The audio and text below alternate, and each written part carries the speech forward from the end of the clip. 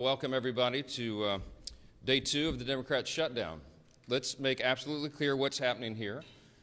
Real pain is being inflicted upon the American people because 44 Democrats in the Senate have voted for the third time to reject the completely nonpartisan, completely clean, very simple 24-page continuing resolution that we passed in the House here 2 weeks ago.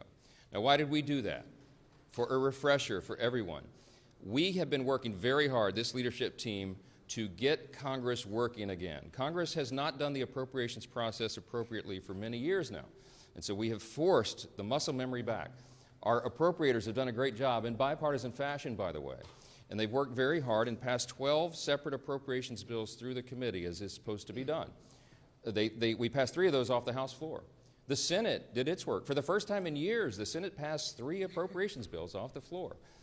Those bills don't match up exactly. So the way the system works, everybody remembers from civics, is that when the 2 chambers have bills that don't align perfectly, you put together a conference committee. That's been done. All of that work's been done very deliberately, very carefully, and as good stewards of taxpayer resources. The problem is we ran out of time because the end of the fiscal year is September 30th. So we did the logical, simple, good faith thing. Instead of loading up a continuing resolution to keep the lights on, to keep the government open so this process can continue, instead of loading it up with poison pills or gimmicks or tricks, we sent over a very simple continuing resolution that every single Democrat in the Senate has voted for in the past, just to keep the government open for the people, so that we could get to November 21st, 7 weeks, to allow more time for this process to play out. That is what happened. Now, the Democrats did something they've never done before. Chuck Schumer has led them all to vote against it. Everybody's been discussing this for the last few days. Why in the world would Chuck Schumer do a 180-degree turn? Because he said passionately, as recently as March of this year, on the same instrument, the same CR, that it would be reckless and irresponsible and dangerous to close down the federal government. Why did Chuck Schumer change his tune? Everybody knows that now. He's trying to avoid a challenge from his left flank in his next Senate re-election campaign. And he wants to avoid the scrutiny that he received for doing the right thing back in March because the far left and the base really went crazy on poor Chuck Schumer. And so he changed his tune. And now they're trying to pretend it's about something completely different. They have made a decision that they would rather give taxpayer-funded benefits to illegal aliens than to keep the doors open for the American people, to keep vital services, veteran services, health care and nutrition for women, infants, and children. They would rather not pay the troops and TSA agents and Border Patrol agents. They would rather stop services of FEMA in the middle of a hurricane season than to do the right thing for partisan political purposes. It is selfish, it is reprehensible, and it is exactly the opposite of what they have all said themselves in their own words very passionately every day until now. We've been playing the greatest hits loop here on a video right outside the Speaker's office for days. You've all seen it. Make them answer for that. Don't ask the Republicans what we should be doing or what we should be negotiating. I don't have anything to negotiate. I sent them in good faith exactly what they had voted for before. We did not put any Republican provisions in that, and we tried to make this very simple, in good faith, so the appropriations process of the people can continue.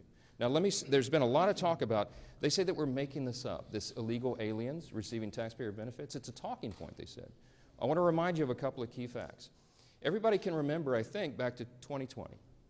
In the presidential debate for all the candidates on the Democrat side, you might remember famously they were asked the question, raise your hand, they said on the stage, if you believe that illegal aliens should receive health care paid for by American taxpayers. Every single one of them raised their hand, to great applause in the audience from the Democrats who were there. Those hands included Joe Biden and Kamala Harris. Now, what did they do? Did they follow through on that promise? Yeah. They absolutely did. Joe Biden used executive orders, and he expanded benefits, health care, to illegal aliens in his 4-year term. That was an outrageous violation of the existing federal law and of the principles of good stewardship. Those resources are not meant for people who break the law and come into our country. They're meant for U.S. citizens. And so they watered down these health programs. It was terribly dangerous. So we got the majority. President Trump has returned to the Oval Office with a mandate of 75 million Americans, this big popular vote win.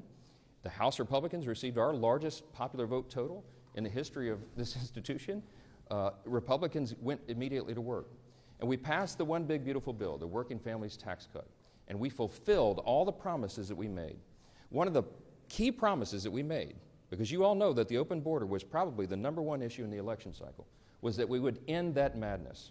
We would cut off resources, hard-earned taxpayer dollars by American citizens not going to reward people for breaking our law and coming over the border. And we did that. The one big beautiful bill, the Working Families Tax Cut, included a huge provision. A big chunk of that bill was the health provisions. Now, why are we saying that they want to return and restore taxpayer-funded benefits to illegal aliens? Because that's exactly what they did. When they rejected the clean CR that we sent over, the Senate Democrats, Chuck Schumer, filed a counter-proposal. Now, what was in that counter-proposal? You can see it for yourselves. In fact, if you're watching at home, go to my website right now, speaker.gov. Go to the press releases tab and you'll see it. It's listed right there. Just click on it. I'd like you to turn in your hymnals to page 57, okay? Section 2141. It is there in black letter. They filed this. This is not a talking point. This is what they proposed. They wanted to add, instead of the clean CR that keeps the government open for 7 more weeks to allow us to finish the work, they proposed a wild list of partisan priorities. Among them, they want to return $500 million to the Corporation for Public Broadcasting to prop up left-leaning and biased media organizations. We're not doing that. The American people don't want us to do that. We don't need the Corporation for Public Broadcasting funded by taxpayers anymore because we're in their age of ubiquitous media. There's, what, 200 of you guys here? There's so many outlets. We don't need to do that. We're not going to do that. They wanted to cut, in the Democrats' counter-proposal, I want you to read it for yourself, speaker.gov. Go there and check it out. They want to remove the rural hospital fund that Republicans fought so hard to put into the one big beautiful bill. We set $50 billion aside to take care of rural hospitals. Why would Chuck Schumer want to get rid of that? I don't know. A lot of those rural hospitals are in red states. You have to decide for yourself what the motivations are here. But they say they're for health care. Why would they want to do that? The other thing that they put in there is very important. And on page 57 in section 2141, not a Republican talking point, read from the Democrats' document themselves. They said that they want to repeal the health provisions of the one big beautiful bill. Now, why is that so important? Because I want to tell you what those health provisions did. They eliminated all of the taxpayer-funded benefits going to illegals. There was an amendment that was sent over to the Senate to ensure that illegals would not be getting health care paid for by taxpayer dollars. Illegal aliens, okay? 43 of the 47 Senate Democrats voted against that. This is just a few months ago. The bill was signed into law July 4th, and we cut all of that out. And let me tell you what some of those things are. The Democrats' counter-proposal CR, the dirty CR we call it, as opposed to the clean CR, would result in nearly $200 billion being spent on illegal aliens and other non-citizens. Let me be specific. This is just a few of those, the reforms that we put in that they want to repeal and reverse. Number one, a provision that closes the California loophole. Now, that's a provision that's also been adopted by states like New York and Michigan and Massachusetts. Other states have followed, other blue states. The California loophole allows taxpayer-funded Medicaid for illegal aliens. We eliminated that in the big, beautiful bill. Their repeal, their counteroffer is to repeal and reverse that. That would cost $34 billion of U.S. taxpayer funds. Number two, a provision that prohibits Medicaid from paying more for emergency care provided to illegal aliens than it does for American patients who are disabled or elderly or children. We eliminated that in their counterproposal that they have filed that you can read yourself. They want to repeal that. That would cost taxpayers $28 billion. Here's another one, number three. They've counterproposed a provision that ends the Obamacare funding for non-citizens. The cost of that repeal would be $91 billion to all of you. Taxpayers, hardworking American citizens would be funding that. A provision that repeals the Obamacare special rule for immigrants. That cost would be $27 billion for taxpayers. A provision that ends Medicaid funding for those improperly granted asylum and parole under President Biden's open borders. The cost of that would be $6 billion. I think that's actually a low estimate. You know, President Biden intentionally opened the border and Kamala Harris for 4 straight years. By some estimates, 20 million illegal aliens came from every country all around the world, and a lot of dangerous people came into the country. And you know what they did? They granted them all asylum.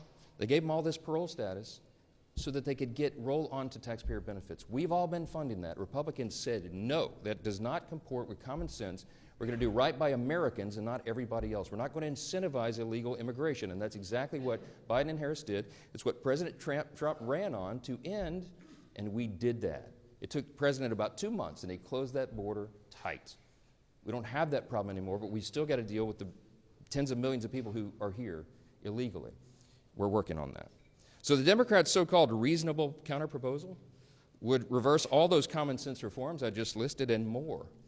And I don't want you to take our word for it. I don't want you to regard this as some talking point. I want you to go read it for yourselves. Speaker.gov, go to press releases. You'll see it's the first thing listed. Click on the bill and go through it yourself, and you'll see it. The result of all this would be $200 billion at least in taxpayer-funded benefits going straight to illegal aliens. Those are the simple facts. They cannot refute it. We have been making the rounds in all the media and every mainstream media outlet that we can get to over the last few days, and no one can challenge the facts that are on the paper. It's right there for everybody to see themselves.